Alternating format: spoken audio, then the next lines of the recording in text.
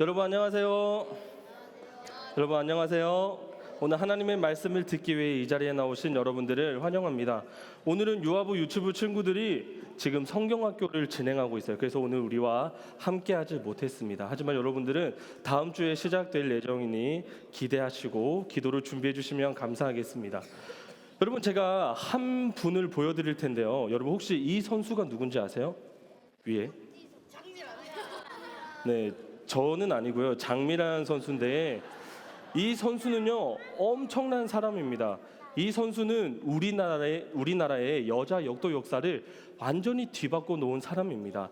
우리나라에서 여자 역도라고 하면 은메달을 따는 게 목표였대요. 그런데 이 장미란 선수 때문에 금메달을 땄을 뿐만 아니라 장미란 선수는 세계 신기록을 5번이나 세웠다고 합니다. 아주 엄청난 선수죠. 그런데 장미란 선수가 어떻게 해서 그런 결과를 얻게 되었을까요? 그 이유는 바로 꾸준한 훈련이라고 합니다. 그 훈련의 내용을 한번 살펴보겠습니다. 장미란 선수는요 새벽 5시 50분에 일어난대요. 그리고 일어나서 아침에 1시간 동안 몸풀기 운동을 한다고 합니다. 그리고 7시쯤이 되면 이제 아침 식사를 하는데 놀라지 마십시오. 장미란 선수가 하루에 먹는 밥의 칼로리의 양은요 무려 8,000칼로리라고 합니다. 저도 아직 그만큼 먹어보지 못했어요. 그 엄청난 양이에요. 8,000칼로리를 먹는데요. 그런데 그렇게 많이 먹는 이유가 뭐냐면 하루에 들어올렸다가 내리는 그 역기의 무게가 엄청나기 때문입니다. 한 얼마 정도 될까요? 100kg? 200kg? 아니요. 무려 50톤이라고 합니다. 50톤. 가늠이 안 되시죠? 제 몸무게가 한 70kg 정도 되는데요. 네, 75kg 정도 되는데요. 85kg. 다른 것으로 넘어가도록 하겠습니다. 코끼리 무게가 한 5톤 정도 된다고 합니다. 코끼리 한 마리가. 그러면 장미란 선수는 하루에 코끼리 10마리를 들어 올렸다가 내리는 훈련을 했다고 합니다. 그렇기 때문에 엄청난 결과를 얻을 수 있었습니다. 그런데 무엇보다 중요한 것은요. 하루 운동하고 하루는 쉬고 하루 운동하고 하루 쉬는 게 아니라 꾸준히 훈련을 했기 때문에 하루도 거르지 않고 훈련을 했기 때문에 그런 결과를 얻을 수 있었다고 합니다. 여러분 이렇게 운동선수에게는 꾸준히 훈련하는 것이 매우 중요합니다. 우리가 알고 있는 박지성 선수도 그럴 거고요. 김연아 선수도 그럴 겁니다. 그 선수들이 훌륭한 선수가 될 수 있던 이유는 바로 꾸준히 훈련했기 때문입니다. 그런데 이 꾸준함이라고 하는 것은 운동선수에게만 중요한 것이 아니라 바로 이 자리에 앉아있는 또 여기에 서 있는 저와 여러분 우리 모두에게도 꾸준함이라고 하는 것은 매우 중요합니다. 우리가 이 땅에서 하나님을 믿고 살아가는 목적은 단순히 돈을 많이 벌기 위해서, 좋은 차를 타기 위해서, 좋은 집에 살기 위해서, 좋은 대학에 가기 위해서 하나님을 믿는 것이 결코 아닙니다. 하나님께서는 하나님의 말씀을 통해서 우리에게 이렇게 살라고 말씀하고 계십니다. 우리 다 같이 하나님의 말씀을 위에 띄어지는 화면을 보고 큰 소리로 다 같이 읽어보도록 하겠습니다. 뒤에 앉아 계신 우리 세드로교회 하늘 가족들도 큰 소리로 읽어주시면 감사하겠습니다. 준비 시작.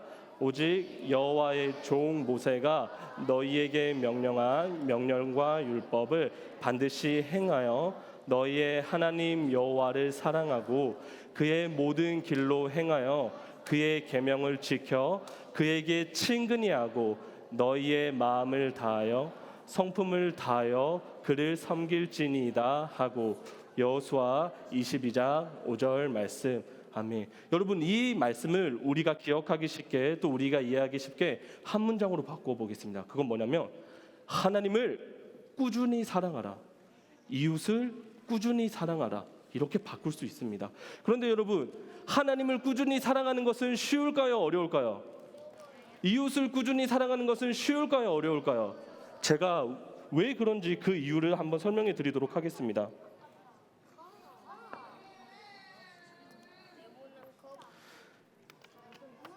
우리의 마음은요 지금 이런 상태입니다. 우리 힘, 우리 능력으로는 아무리 노력해도 꾸준히 하나님을 사랑할 수도 없고 우리 힘, 우리 능력으로는 이웃을 사랑할 수 없습니다. 왜냐하면 우리 마음속에는요 미움이 있고요. 우리 마음속에는 시기가 있고요. 우리 마음속에는 질투가 있습니다. 그리고 우리 마음속에는 하나님을 사랑하는 것보다 다른 것을 사랑하는 마음이 있습니다. 그렇기 때문에 우리 힘, 우리 능력으로는 하나님을 꾸준히 사랑할 수도, 이웃을 꾸준히 사랑할 수도 없습니다. 그래서 제가 이 물을 한번 마셔보겠습니다.